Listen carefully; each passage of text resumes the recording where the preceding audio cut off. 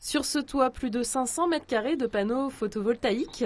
Sur le site du foyer de Saint-André, la surface s'étend à 670 mètres carrés.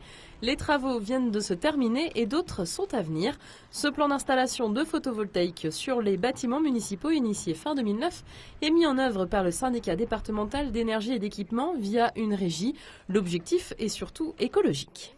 C'est pas un choix du photovoltaïque. Je pense que ce qu'il faut, il n'y a pas de solution miracle en termes d'énergie, et donc il faut diversifier et favoriser toutes les sources d'énergie. Donc que ça soit l'éolien, que ça soit le photovoltaïque, que ça soit les centrales thermiques qui continueront, centrales nucléaires ou centrales au fioul qui continueront aussi à fonctionner, et puis toute la recherche sur la force des vagues, et ainsi de suite. Je crois qu'il faut avancer, et puis il faut avoir tous les types de production d'énergie. L'électricité produite est revendue à EDF. Les bénéfices sont reversés pour moitié à la ville et à la régie.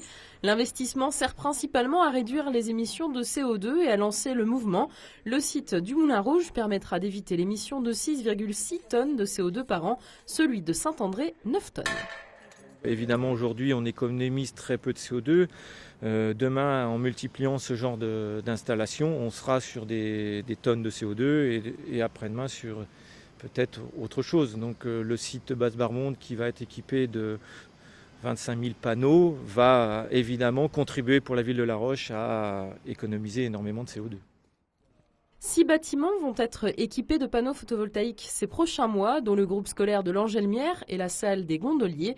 D'autres sont à l'étude, comme la piscine patinoire à Rago. Seule ombre au tableau, la baisse des tarifs de rachat par EDF qui va ralentir, voire faire disparaître certains projets.